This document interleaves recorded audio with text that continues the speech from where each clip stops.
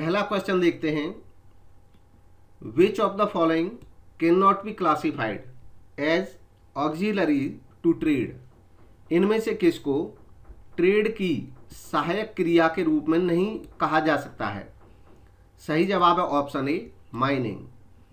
Mining जो है ये ट्रेड की सहायक क्रिया नहीं है।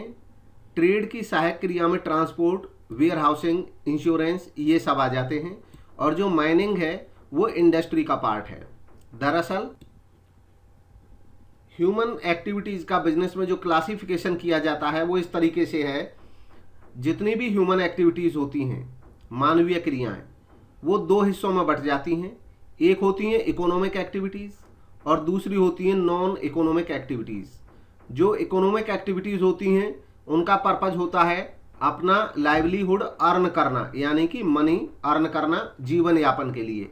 नॉन इकोनॉमिक एक्टिविटीज ऐसी एक्टिविटीज होती हैं जिनमें धन कमाना यानी कि मनी अर्न करना मकसद नहीं होता है, बल्कि अन्य मकसद होता है। जैसे कोई शारीरिक आवश्यकता हो सकती है, कोई सामाजिक आवश्यकता हो सकती है, धार्मिक आवश्यकता होती है। इन सब के लिए जब कोई कार्य करते हैं, एंटरटेनमेंट के लिए, मनोरंजन के लिए या पारिवारिक खुशी के लिए, तो ऐसी चीज़ें सब नॉन इकोनॉमिक रहती हैं। इकोनॉमिक एक्टिविटीज़ जो होती हैं आगे फिर वो बट जाती हैं तीन तरह की एक्टिविटीज़ में। सभी इकोनॉमिक एक्टिविटीज़ बट जाती हैं बिजनेस एक्टिविटीज़ में, व्यावसायिक क्रियाओं में, प्रोफेशनल एक्टिविटीज़ में, पेशेगत क्रियाओं में, और एम्प्लॉयमेंट एक्टिविटीज़ में, रोजगार क्रियाओं में। जो लोग किसी दूसरे के लिए नौकरी करते हैं, दूसरे के यहाँ काम करते हैं, बदले में अपनी सैलरी लेते हैं, वो एम्प्लॉयमेंट कहलाता है। प्रोफेशनल एक्टिविटीज़ में जो हाईली स्किल्ड जानकारी प्राप्त करते हैं, सीखते हैं, लर्न करते हैं, कोई कोर्स करते हैं और उसके बाद वो लोगों की सेवा करते हैं, बदले में फीस चार्ज करते हैं, ये प्रोफेशनल एक्टिविटीज़ होती है, जिसमें डॉक्टर, एडवोकेट्स, चार्टर्ड अकाउंटेंट्स आ जाते हैं। और इसके अलावा जब कोई व्यक्ति केवल ऐसी एक्टिविटी करता है रेगुलर बेस पे जिसमें उसका मकसद होता है प्रॉफिट अर्न करना, तो वो बिजनेस एक्टिविटीज़ होती हैं। बिजनेस एक्टिविटीज़ भी आगे दो हिस्सों में बट जाती हैं, जिनमें से बिजनेस एक्टिविटीज़ को दो हिस्सों में बांट सकते हैं हम। एक होती हैं इंडस्ट्रियल एक्टिविटीज़ और दूसरी होती हैं कॉमर्स एक्टिविटीज़, कॉमर्शियल एक्टिविटीज़। तो यानी कि जो बिजनेस है वो दो हिस्सों में बट जाता है। इंडस्ट्री होती है जहाँ पे सामान बना के बेचा जाता है प्रॉफिट कमाने के लिए, और कॉमर्शियल एक्टिविटीज़ में बाकी सारी क्रियाएं आ जाती हैं। अब कॉमर्शियल एक्टिविटीज़ भी आगे बढ़ जाती है दो हिस्सों में, एक होती है ट्रेड एक्टिविटीज़ और दूसरी होती हैं auxiliaries to trade. Auxiliaries to trade, तो यहाँ से आता है ये सवाल अब कि कॉमर्स जो है वो वाणिज्य जिसको कहते हैं हिंदी में, दो हिस्सों में बट जाता है। ट्रेड एक्टिविटीज़ जहाँ पे सामान खरीदा जाता है किसी से और बेचा जाता है लाभ कमाने के उद्देश्य से, यानी कि खरीद बेच का जब काम करते हैं तो ट्रेड कहलाता है, बना के बेचते हैं सामान तो इंडस्ट्री कहलाता है, और ये दोनों ही काम बिजनेस कहलाते हैं।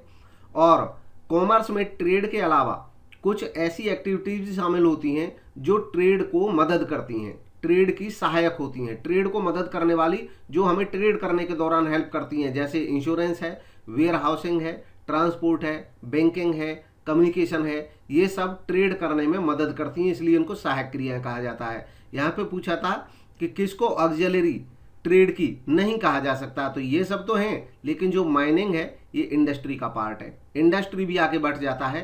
प्राइमरी इंडस्ट्री जो है ये भी आगे तीन हिस्सों में बढ़ जाता है। इंडस्ट्री जो एक्टिविटी है, industrial activity, primary industry, secondary industry और टर्शियरी इंडस्ट्री। प्राइमरी इंडस्ट्री प्राथमिक उद्योग।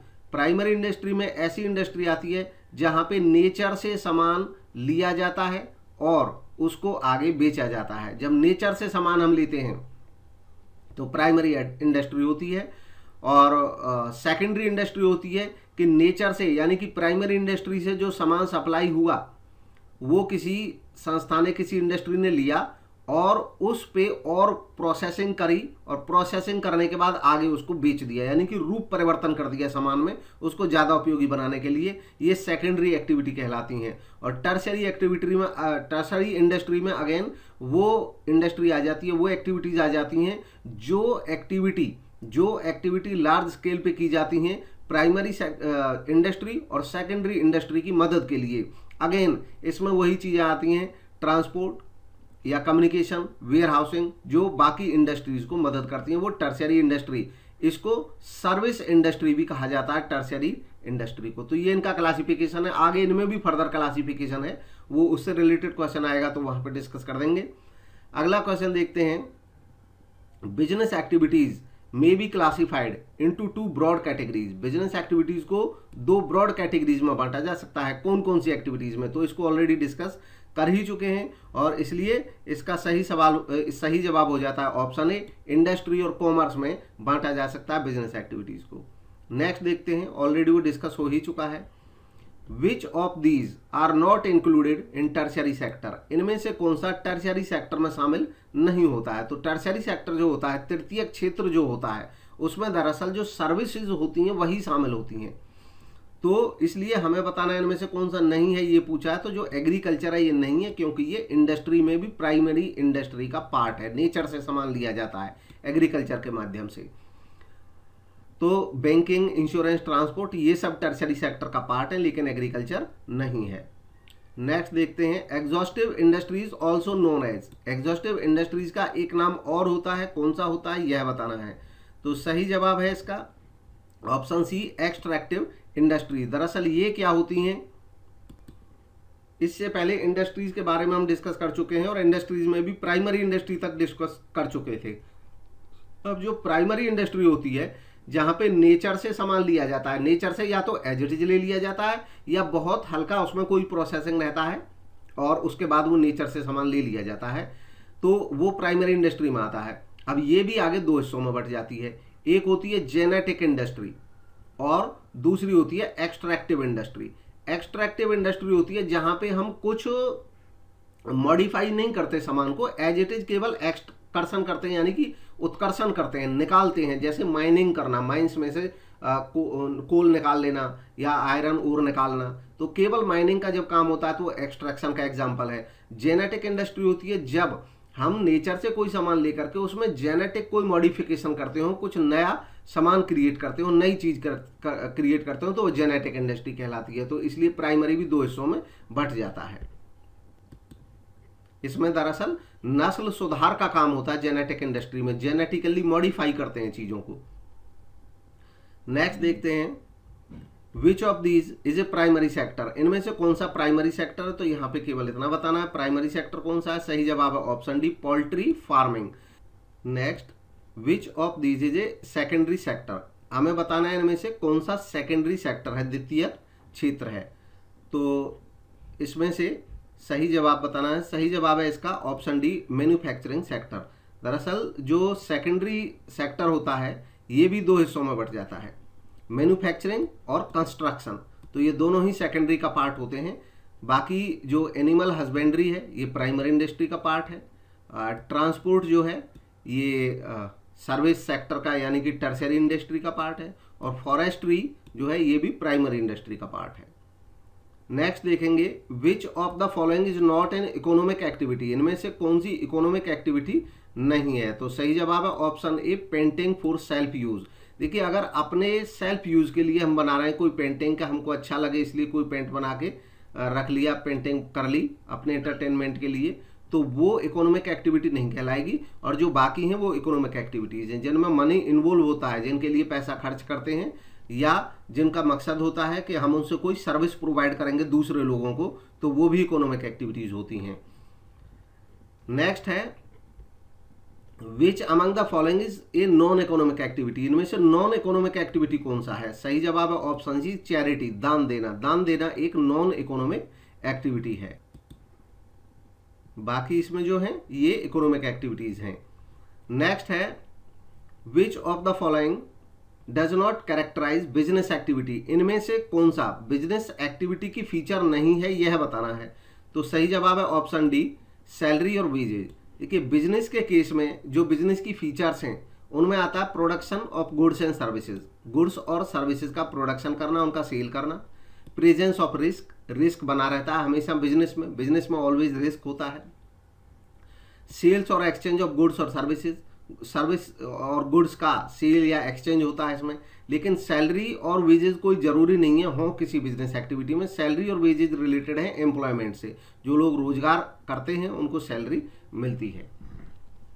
नेक्स्ट है, which one of the following belongs to primary industry, इनमें से कौन सा प्राइमरी इंडस्ट्री से संबंधित है? तो सही जवाब है ऑप्शन डी, माइनिंग ओर, यानी कि जो ओर है, किसी भी तरह की ओर हो, उसको माइनिंग जब करते हैं, माइनिंग का काम करते हैं, तो नेचर से हम सामान लेते हैं प्राथमिक इंडस्ट्री का पार्ट है, बाकी प्राथमिक का पार्ट नहीं है। नेक्स्ट है 385, the industry which combine various ingredients into a new product is known as, तो जब अलग अलग इंग्रेडिएंट्स को एक नए प्रोडक्ट में कंबाइन कर देते हैं और नया प्रोडक्ट बना लेते हैं, तो इसको क्या कहते हैं? सही जवाब है ऑप्शन बी, सिंथेटिकल इंडस्ट्री। दरअसल सेकेंडरी इंडस्ट्री जो होती है, सेकेंडरी इंडस्ट्री आगे वो बट जाती है मैन्युफैक्चरिंग में और कंस्ट्रक्शन में। मैन्युफैक्चरिंग और कंस्ट्रक्शन, कंस्ट्रक्शन में कोई फ्लाईओवर बनाना, रोड बनाना, इस तरह का सामान काम आ जाता है, ब्रिजेस बनाना, फ्लाईओवर्स बनाना। और मैन्युफैक्चरिंग इंडस्ट्री में मैन्युफैक्चरिंग का काम। मैन्युफैक्चरिंग इंडस्ट्री आगे और फिर बट जाती है analytic industry, synthetical, processing, assembling में। तो इसमें देखते हैं जो सिंथेटिकल इंडस्ट्री है और असेंबलिंग इंडस्ट्री है, इनमें लेकर के कभी कभी कंफ्यूजन होती है। तो उसके लिए यहाँ पे केवल इतना ध्यान रखना है कि सिंथेटिकल इंडस्ट्री की नेचर ऐसी होती है कि जो सामान बनता है और उसमें जिन चीज़ों का प्रयोग होता है वो उसके इंग्रेडिएंट होते हैं और एक बार अगर सामान बन गया तो उनकी वापसी नहीं हो सकती, आप वापस उनको देख नहीं सकते हैं। जैसे सीमेंट जो बनती है, सीमेंट तो वो सिंथेटिक इंडस्ट्री का एग्जांपल है, क्योंकि सीमेंट जब बन जाती है तो इसमें आप क्या क्या सामान डाला था वो आपको पता नहीं चलेगा, दिखेगा नहीं अलग से। असेंबलिंग इंडस्ट्री होती है जिसमें पार्ट को केवल असेंबल किया जाता है, उनका रूप चेंज नहीं होता है। जैसे आपने कार इंडस्ट्री है, तो कार एक असेंबलिंग इंडस्ट्री है, उसमें आपको टायर अलग से दिखेंगे, आपको जो लीड का सामान है वो अलग से दिखेगा, आपको टेन का जो सामान है अलग से दिखेगा, उसका हैंडल है, रेस है, हॉर्न है, सब उसको आपको अलग अलग दिखेंगे, तो वो असेंबलिंग इंडस्ट्री है। नेक्स्ट देखेंगे 386, cattle breeding farm, poultry farm in fish hatchery come under which type of industry, ये किस टाइप की इंडस्ट्री का एग्जाम्पल है? तो इसका सही जवाब है ऑप्शन सी, जेनेटिक इंडस्ट्री। अब जहां पे देखिए नस्ल सुधार का काम होता हो, ब्रीडिंग करते हैं हम पोल्ट्री फार्म में, फिश हैचरी वगैरह जो हैं ये सब हैं, ये जेनेटिक इंडस्ट्री का एग्जाम्पल है। लेकिन अगर सिंपली फिशिंग कहीं पे होता कि हम सागर में या समुद्र में से मछली निकालते हैं, फिशिंग करते हैं, तो वो जेनेटिक ना होकर के सिंपली एक्सट्रैक्टिव इंडस्ट्री का पार्ट हो जाता। लेकिन यहाँ पे जेनेटिक मॉडिफिकेशन की बात आ रही है तो जेनेटिक इंडस्ट्री हो गई। ब्रीडिंग वगैरह जब आती है तो जेनेटिक इंडस्ट्री हो जाती है, प्राइमरी का ही पार्ट है। नेक्स्ट है conversion of raw material into finished product is the function of. अब रॉ मटेरियल को कन्वर्ट करना फिनिश्ड प्रोडक्ट में, ये फंक्शन है किसका? कौन सी एक्टिविटी ऐसी है जो इस काम को करती है, रॉ मटेरियल को बदल देती है फिनिश्ड गुड्स में? तो सही जवाब है ऑप्शन बी, इंडस्ट्री। जो इंडस्ट्रियल एक्टिविटीज होती हैं वो रॉ मटेरियल को फिनिश्ड गुड्स में तैयार करने का ही काम करती हैं। नेक्स्ट है which type of ownership is the least expensive to start, किस टाइप की ओनरशिप में अगर कोई व्यक्ति बिजनेस करना चाहे और वो सबसे आसान पड़े, सबसे कम खर्चीला हो, कोई ज्यादा उसमें पैसा खर्च ना हो? तो सही जवाब है इसका सोल प्रोप्राइटरशिप, एकल स्वामित्व जो होता है, अपना कोई व्यक्ति बिजनेस स्टार्ट कर सकता है, ना उसको रजिस्ट्रेशन की जरूरत है, ना बहुत ज्यादा फॉर्मेलिटीज की जरूरत है, तो ये इसलिए सबसे कम खर्चीला एक व्यवसाय है। नेक्स्ट है Reliance Industries Limited, which is listed on BSE and NSE, is an example of। अब रिलायंस इंडस्ट्रीज लिमिटेड है, ये लिस्टेड है बॉम्बे स्टॉक एक्सचेंज और नेशनल स्टॉक एक्सचेंज दोनों पे ही। लिस्टेड होने का मतलब इतना होता है कि इसके शेयर इन दोनों ही स्टॉक एक्सचेंजेज पे अवेलेबल होते हैं सेल परचेज के लिए। अब रिलायंस इंडस्ट्रीज किस टाइप की कंपनी है यह हमें बताना है, तो सही जवाब है ऑप्शन बी, यह एक पब्लिक लिमिटेड कंपनी है। देखिए दरअसल जो कंपनीज होती हैं उनका क्लासिफिकेशन अलग अलग टाइप से होता है। गवर्नमेंट कंपनी किस कंपनी को कहते हैं? पहली बात तो गवर्नमेंट कंपनी भी एक कंपनी ही होती है, और कंपनी का मतलब होता है कोई एसोसिएशन ऑफ पर्सन जो प्रॉफिट अर्न करने के लिए इकट्ठा हुए हों और उन्होंने अपने आप को एक कंपनी के तौर पे रजिस्टर्ड कराया हो। यानी कि कोई भी एसोसिएशन ऑफ पर्सन जो प्रॉफिट अर्न करने के लिए काम करती है, कोई भी लोगों का समूह जो प्रॉफिट कमाने के लिए कोई भी काम करता है, ये कोई जरूर नहीं कौन सा काम करेगा, कोई भी बिजनेस करता है, लेकिन वो एसोसिएशन, वो ग्रुप अपने आप को कंपनीज एक्ट के अंतर्गत रजिस्टर्ड करा लेता है, तब वो कंपनी कहलाएगी। कंपनी की जो कंपलसरी नीड है वो है रजिस्ट्रेशन। रजिस्ट्रेशन नहीं होगा तो कंपनी नहीं होगी। जब अपने आप को कुछ लोग मिल करके अपना कोई भी बिजनेस बताएं और वो कंपनीज एक्ट के तहत अपने आप को रजिस्टर्ड करा लें, तो इसका मतलब वो कंपनी बन गई है। तो जो कंपनी होती है, अब सरकारी कंपनी को भी कंपनीज एक्ट के तहत रजिस्टर ही होना होता है। कंपनीज एक्ट के तहत रजिस्ट्रेशन करा लिया। सरकारी कंपनी, मतलब कंपनी को सरकारी क्यों बोलेंगे, ये जो गवर्नमेंट वर्ड है ये कब यूज होगा, अगर किसी रजिस्टर्ड कंपनी में 51% एटलीस्ट, यानी कि कम से कम 51% शेयर्स सरकार के पास हो, गवर्नमेंट के पास हो, तब वो कंपनी गवर्नमेंट कंपनी कहलाएगी। ये 51 से नीचे चली जाएगी तो इसको गवर्नमेंट नहीं कहेंगे। जब तक 51% शेयर सरकार के पास है तब तक वो सरकारी कंपनी कहलाएगी। जरूरी नहीं है 100% हो, बाकी शेयर किसी के भी पास हो सकते हैं। अब बात आती है पब्लिक लिमिटेड कंपनी कब कहते हैं। पब्लिक लिमिटेड कंपनी का मतलब होता है जो कंपनी, यहाँ पे लिमिटेड का मतलब तो लिमिटेड है, और लिमिटेड वर्ड का मतलब ये होता है कि इस कंपनी के शेयर होल्डर्स की जो लायबिलिटी है वो लिमिटेड है उस अमाउंट तक जितने रुपए के उन्होंने शेयर खरीद रखे हैं। अगर कंपनी को बहुत बड़ा लॉस हो जाता है तो ये शेयर होल्डर अपने जेब से कुछ भी नहीं देंगे। इन्होंने जितने के शेयर खरीदे थे केवल उतने ही इनके डूब सकते हैं, ज्यादा से ज्यादा अगर पूरी कंपनी भी डूब जाती है तो। ये लिमिटेड का मतलब होता है। पब्लिक लिमिटेड, पब्लिक का मतलब क्या है, पब्लिक का मतलब होता है ऐसी कंपनी जिसके शेयर पब्लिक में सेल के लिए उपलब्ध रहते हो। तो यहाँ पे इंडिकेशन दे रखा है, जरूरी नहीं है कि रिलायंस होता, कोई ऐसी कंपनी भी हो सकती थी जिसका नाम हमने कभी नहीं सुना होता, तो भी हम इसका जवाब इससे दे सकते थे कि जिस कंपनी के शेयर भी लिस्ट हो जाएंगे बीएसई और एनएसई पे। लिस्ट होने का मतलब है कि वो बीएसई और एनएसई शेयर मार्केट में आ गए, बिकने के लिए उपलब्ध है। तो जो शेयर बिकने के लिए उपलब्ध होते हैं आम लोगों को, वो कंपनी पब्लिक कंपनी कहलाई जाती है। प्राइवेट कंपनी, ऐसी कंपनी रजिस्टर्ड ये भी होगी कंपनीज एक्ट के तहत, और रजिस्टर्ड ये भी होगी कंपनीज एक्ट के तहत ही। बाकी जो प्राइवेट कंपनी है वो कंपनी कहलाएगी जिस कंपनी के शेयर फ्रीली सेल परचेज के लिए अवेलेबल ना हो, किसी भी स्टॉक एक्सचेंज में लिस्टेड ना हो, तब उस कंपनी को प्राइवेट कंपनी कहा जाएगा। इसके अलावा पब्लिक सेक्टर कंपनी, अब पब्लिक सेक्टर कंपनी उस कंपनी को कहा जाएगा, सार्वजनिक क्षेत्र की कंपनी जिसका स्वामित्व, जिसका ओनरशिप पूरी तरह से सरकार के पास हो, उसको पब्लिक सेक्टर कंपनी कहा जाएगा। पूरा कंट्रोल, पूरी ओनरशिप। तो नेक्स्ट देखते हैं अगला 390, Indian railway is an example of. अब इंडियन रेलवे एग्जाम्पल है किसका, तो गिवन ऑप्शंस में से सही जवाब है ऑप्शन है डिपार्टमेंटल अंडरटेकिंग। दरअसल जैसे बिजनेस ऑर्गेनाइजेशंस के बहुत सारे टाइप होते हैं, व्यावसायिक संस्थाओं को बिजनेस ऑर्गेनाइजेशंस के, बिजनेस ऑर्गेनाइजेशंस एक तो होती हैं प्राइवेट सेक्टर में।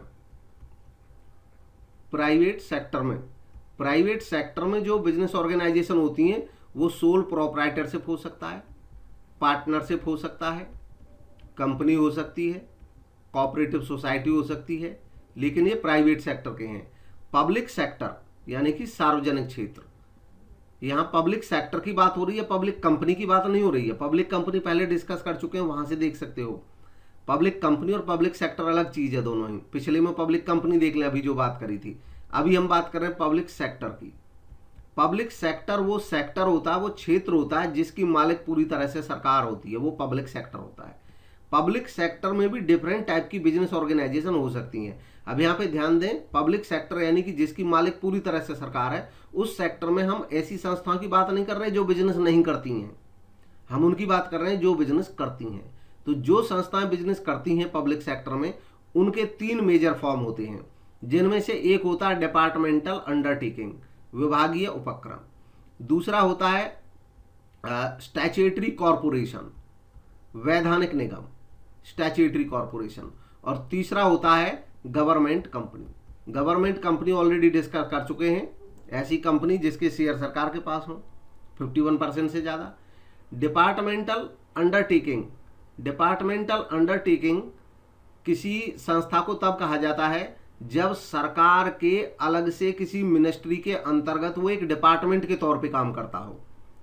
जब किसी व्यवसायिक काम को करने के लिए सरकार ने अलग से मिनिस्ट्री बना रखी हो तो उसको डिपार्टमेंटल अंडरटेकिंग कहते हैं। जैसे रेलवे के लिए रेलवे मिनिस्ट्री स्पेशली, जो रेलवे मिनिस्ट्री है वो केवल रेलवे डिपार्टमेंट को देखने के लिए ही बनाई जाती है, अलग से मिनिस्ट्री होती है, और डायरेक्ट इसकी रिपोर्टिंग संसद में होती है, इसलिए ये एक डिपार्टमेंटल अंडरटेकिंग है, सरकार के प्रत्यक्ष नियंत्रण में काम करता है। इसके बाद आ जाता है स्टैट्यूटरी कॉर्पोरेशन। स्टैट्यूटरी कॉर्पोरेशन पे सरकार का प्रत्यक्ष नियंत्रण नहीं रहता है। स्टैट्यूटरी कॉर्पोरेशन को चलाया जाता है किसी स्टैट्यूट के माध्यम से, स्टैट्यूट यानी कि किसी एक्ट के माध्यम से। जैसे life insurance corporation of India काम करती है LIC एक्ट के तहत, तो अलग से एक एक्ट बनाया, इसलिए ये एक स्टैट्यूटरी कॉर्पोरेशन है। फिर उसके बाद गवर्नमेंट कंपनी, अगेन जिसके 51% से ज़्यादा शेयर सरकार के पास हो, वो गवर्नमेंट कंपनी हो गई। नेक्स्ट है the form of business organization for which specific act has not been passed. ऐसा कौन सा बिजनेस ऑर्गेनाइजेशन का फॉर्म है जिसके लिए अलग से कोई एक्ट बनाया ही नहीं गया है? तो सही जवाब है ऑप्शन डी, सोल प्रोप्राइटरशिप। इसके लिए अलग से कोई एक्ट नहीं बनाया गया है, बाकी इन सब के लिए अलग से एक्ट मौजूद है। पार्टनरशिप एक्ट है, कंपनीज एक्ट है और कोऑपरेटिव सोसाइटी एक्ट है। नेक्स्ट है 392, one man control is the best in the world is a statement of. अब यह स्टेटमेंट किसने दिया है कि वन मैन कंट्रोल बेस्ट है दुनिया में? हालांकि इससे आगे और भी है इसकी पंक्ति कि वन मैन कंट्रोल बेस्ट माना जाएगा वर्ल्ड में अगर वो वन मैन इतना मतलब कैपेबल हो कि वो हर चीज को कंट्रोल कर सकता हो बिजनेस से रिलेटेड। तो सही जवाब है option C, William R Bassett का ये कथन है, स्टेटमेंट है। नेक्स्ट है property of the firm does not include. Firm की प्रॉपर्टी में शामिल नहीं होगा इनमें से क्या? सही जवाब है option D, property belonging to the partners. Partners की जो संपत्ति है प्राइवेट, वो फर्म की संपत्ति नहीं है, बाकी सब फर्म से रिलेटेड है। ट्रेडमार्क फर्म का जो है वो फर्म की प्रॉपर्टी है, प्रॉपर्टी एक्वायर्ड बाई और फॉर द फर्म वो भी फर्म की प्रॉपर्टी है, और बिजनेस की जो गुडविल है वो भी फर्म की प्रॉपर्टी है। नेक्स्ट है 394, the liability of a minor partner is limited to the extent of. एक माइनर पार्टनर की लायबिलिटी लिमिटेड है कहां तक? तो गिवन ऑप्शन में सही जवाब है option A, his share in the firm. Firm में उसका जितना हिस्सा है वहीं तक उसकी लायबिलिटी है। इसका मतलब ये है कि एज सच वो लायबल होता नहीं है, इसकी लायबिलिटी अनलिमिटेड नहीं होती है। पार्टनरशिप के मामले में इसकी लायबिलिटी लिमिटेड होती है। अब वो कहाँ तक लिमिटेड होती है? वो वहीं तक लिमिटेड होती है जितना उसका अमाउंट लगा हुआ है फर्म में। अगर उसका 1 लाख हिस्सा है तो ज़्यादा से ज़्यादा फर्म डूब गई तो उसका 1 लाख ही डूबेगा, पर्सनल उससे कुछ नहीं मांगा जा सकता है। जबकि बाकी जितने भी पार्टनर्स होते हैं, एक जनरल पार्टनरशिप की बात हो रही है, यहाँ पे लिमिटेड लायबिलिटी पार्टनरशिप फॉर्मेट की बात नहीं हो रही है। जब तक ये पूछा ना जाए किस टाइप की पार्टनरशिप की बात हो रही है, तो इसका मतलब जनरल पार्टनरशिप की बात हो रही है। जनरल पार्टनरशिप में बाकी जितने भी पार्टनर्स होते हैं उन सब की लायबिलिटी अनलिमिटेड होती है, मतलब लॉस होने पे उनको पर्सनल प्रॉपर्टी में से भी पैसा देना पड़ सकता है। नेक्स्ट है which of the following relates to the sole proprietorship. इनमें से कौन सा सोल प्रोप्राइटरशिप से संबंधित है, रिलेट है, यह बताना है। सही जवाब है ऑप्शन है अनलिमिटेड लायबिलिटी। सोल प्रोप्राइटरशिप के केस में जो सोल प्रोप्राइटर होता है उसकी लायबिलिटी अनलिमिटेड होती है, तो ये इसका सही जवाब हो गया। नेक्स्ट है private companies not characterized by. इनमें से प्राइवेट कंपनी की फीचर कौन सी नहीं है, यह बताना है। और सही जवाब है इसका option C, liability of member is unlimited. ये सही नहीं है। जनरली इंडिया में तो कोई भी जो कंपनी है वो अनलिमिटेड होगी ही नहीं, लिमिटेड कंपनी ही हो सकती हैं, और इसलिए लायबिलिटी ऑफ मेंबर लिमिटेड ही रहती है, चाहे प्राइवेट कंपनी है और चाहे पब्लिक कंपनी है। नेक्स्ट है cooperative societies are governed by. तो कोऑपरेटिव सोसाइटीज के लिए अलग से एक्ट है, कौन सा एक्ट है? सही जवाब है ऑप्शन है कोऑपरेटिव सोसाइटीज एक्ट 1912। अगर किसी स्टेट गवर्नमेंट का अपना कोऑपरेटिव सोसाइटी एक्ट है तो वो लागू होता है उस स्टेट की कोऑपरेटिव सोसाइटीज पे, और जिन स्टेट्स के अपने एक्ट नहीं है उन पे भारत सरकार का कोऑपरेटिव सोसाइटीज एक्ट 1912 लागू होता है। नेक्स्ट है joint Hindu family business is governed by which of the following laws. इनमें से कौन से लॉ के according joint Hindu family business govern होता है, यह बताना है। सही जवाब है option C, succession act. Hindu succession act के द्वारा गवर्न होता है joint Hindu family business. Next है oligarchic management is related to which form of the business organization. Business organization का कौन सा फॉर्म है जिसके बारे में कहा जाता है कि इसमें ओलिगार्किक मैनेजमेंट मिलता है? तो सही जवाब है option D, joint stock company. Joint stock companies में क्योंकि पर शेयर पर वोट होती है, यानी कि एक शेयर एक वोट होती है, तो कुछ व्यक्ति ऐसे होते हैं जो संख्या में तो काफ़ी कम होते हैं लेकिन शेयर उनके पास बहुत ही ज़्यादा होते हैं। तो मेजॉरिटी शेयर जिनके पास हो गए हैं उनका एक तरह से मैनेजमेंट हो जाता है। इसलिए हम देखते हैं कि पब्लिक कंपनी के केस में ऐसे तो बोला तो ये जाता है कि भाई पब्लिक कंपनी कौन सी कंपनी है जिसके शेयर कोई भी खरीद सकता है, जैसे रिलायंस लिमिटेड है, जैसे टाटा इंडस्ट्रीज है, ये सब पब्लिक कंपनीज है, बजाज इंडस्ट्रीज है, तो ये सब पब्लिक कंपनीज है। लेकिन हमको लगता है कि इनके जो हम उन लोगों को जो इनका सबसे बड़ा शेयर होल्डर होता है उसको इसके ओनर की हैसियत से जानते हैं, यानी कि वही मैनेजमेंट करता है। उसका कारण क्या होता है कि जो लोग इनके सबसे बड़े स्टेक होल्डर होते हैं, यानी कि जिसके पास 51% या उससे ज़्यादा शेयर हो जाते हैं, वही इनका मैनेजमेंट पूरी तरह से मैनेजमेंट उसके हाथ में आ जाती है, क्योंकि शेयर के हिसाब से जो वोटिंग पावर होती है इसकी मेजॉरिटी हो जाती है। और जो छोटे शेयर होल्डर होते हैं जिनके पास बहुत कम रिटेल इन्वेस्टर्स होते हैं, उनके पास बहुत कम होल्डिंग होती है, इसलिए उनकी वोट की कोई विशेष कीमत रहती नहीं है। नेक्स्ट है the partners of A registered firm can file A suit. एक रजिस्टर्ड फर्म, देखिए पार्टनरशिप फर्म जो होती है वो रजिस्टर्ड भी हो सकती है और रजिस्टर्ड नहीं भी हो सकती है, दोनों ही केस में वो लीगल है, वैलिड है, वो व्यवसाय कर सकती है। लेकिन अगर कोई पार्टनरशिप फर्म रजिस्टर्ड है, मतलब कोई पार्टनरशिप फर्म अपने आप को रजिस्टर्ड करा लेती है एक्ट के तहत, तो वो रजिस्टर्ड फर्म कहलाएगी। और तब उसके जो पार्टनर्स होंगे वो सूट फाइल कर सकते हैं, वाद दायर कर सकते हैं, किसके खिलाफ, जरूरत पड़ने पे। तो गिवन ऑप्शन में ऑप्शन डी सही है, सभी के खिलाफ, फर्म के अगेंस्ट भी, पार्टनर्स के अगेंस्ट भी, थर्ड पार्टी के अगेंस्ट भी, सबके खिलाफ कर सकते हैं। अगर ये रजिस्टर्ड फर्म नहीं होती तब वो ऐसा नहीं कर सकते थे। तो ये थे आज के क्वेश्चंस। कमेंट के माध्यम से जरूर बताएं वीडियो आपको कैसा लगा। अच्छा लगा तो लाइक करें और चैनल को सब्सक्राइब करें अगर अभी तक नहीं किया है तो। और आप कॉमर्स के किसी भी कॉम्पिटिटिव एग्जाम की तैयारी कर रहे हैं तो आपके लिए बहुत ही महत्वपूर्ण चैनल होगा।